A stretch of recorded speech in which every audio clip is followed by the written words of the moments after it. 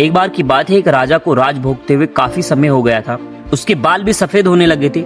एक दिन उसने अपने दरबार में एक उत्सव रखा और अपने गुरुदेव एवं मित्र देश के राजाओं को आमंत्रित किया। उत्सव को रोचक बनाने के लिए राज्य की सुप्रसिद्ध नृत्यिका को वहां पर बुलाया गया। राजा ने कुछ स्वर्ण मुद्राएं अपने गुरुजी को भी दे दी ताकि वे चाहे तो नर्तकी के अच्छे गीत व नृत्य वे पुरस्कार दे सके। सारी रात नृत्य चलता रहा। ब्रह्म मुहूर्त की बेला आई। नर्तकी ने देखा कि मेरे तबले वाले को नींद आ रही है, वो ऊँग रहा है। तो उस तबले वाले को जगाने के लिए नर्तकी ने एक दोहा पढ़ा। बहुत बीती थोड़ी रही, पल पल गई बिताई, एक पल के कारणे क्यों कलंक अब लगाए। अब इस दोहे का अलग व्यक्तियों ने अपने अपने तरीके से अलग अलग अर्थ निकाला। अब तबले वाला सतर्क होकर तबले बजाने लगा।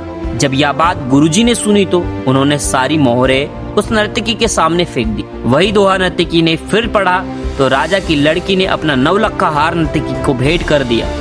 उसने फिर वही दोहा दोहराया तो राजा के पुत्र युवराज ने अपना मुकुट उतारकर नर्तकी को समर्पित कर दिया। नर्तकी फिर वही दोहरा दोहराने लगी तो राजा ने कहा, बस कर, एक दोहे से तुमने वेश्या होकर भी सबको लूट लिया। जब यह बात राजा के गुरु ने सुनी तो गुरु के नेत्रों में आंसू आ गए और गुरु जी कहने लगे, राजा इसको तू वैश्य मत बोल, ये तो अब मेरी गुरु बन गई है। इसने मेरी आंखें खोल दी है। यह कह रही है कि मैं सारी उम्र समय पूर्वक भक्ति करता रहा, आखिरी समय में नर्तकी का मजुरा देखकर अपनी साधना नष्ट करने यहाँ चला आया हूँ। यहाँ कहकर गुरुजी तो अपना कमंडल उठाकर जंगल की ओर चल पड़े। राजा की लड़की ने कहा, पिताजी मैं जवान हो गई हूँ, आप आंखें बंद किए बैठे हैं, मेरी शादी नहीं कर रहे थे और आज रात मैंने आपके महावत के साथ भागकर अपना जीवन बर्बाद कर लेना था।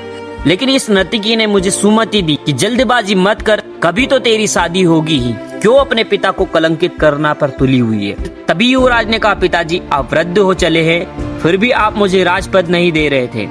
मैंने आज रात ही आपके सिपाहियों से मिलकर आपका कत्ल करवा देना था, लेकिन इस नर्तकी ने समझाया कि पगले आज नहीं तो कल आखिरकार रात तो तुम्हें ही मिलना है, क्यों अपने पिता के खून का कलंक अपने सिर पर लेना चाहता है, धैर्य रख।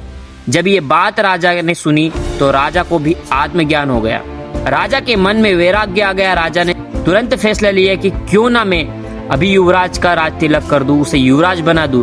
फिर क्या था, उसी समय राजा ने युवराज का राज तिलक करवा दिया और अपनी पुत्री को कहा कि पुत्री, दरबार में एक से बढ़कर एक राजकुमार यहाँ पर आए हुए हैं, तुम अपनी इच्छा से किसी भी राजकुमार को चुनकर उसके गले में वरमाला डालकर उसे पति रूप में स्वीकार कर सकती हो। राजकुमारी ने ऐसा ही किया और राजा सब त्याग कर जंगल में गुरु की शरण में चला गया।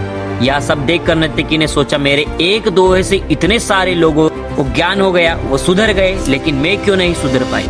उसने उसी समय निर्णय लिया कि आज से मैं भी अपना पूरा धंधा बंद करती हूँ और कहा कि हे प्रभु, मेरे पापों से मुझे क्षमा करना, बस आज से मैं सिर्फ तेरा नाम सुमिरन करना चाहती हूँ। समझ आने के बाद दुनिया बदलते देर नहीं लगती। एक दोहे की 2 लाइनें से भी हृदय परिवर्तित हो सकता है, बस केवल थोड़ा धैर्य रखकर चिंतन करने की जरूरत है। इसीलिए प्रशंसा से कभी भी पिघलना नहीं चाहिए, आलोचना से उबलना नहीं चाहिए, निस्वार्थ भाव से कर्म करते रहे, क्योंकि इस धरा पर सब धरा रह जाएगा, कुछ भी साथ नहीं जाएगा। कहानी समझ में आई है तो लाइक शेयर जरूर करिएगा।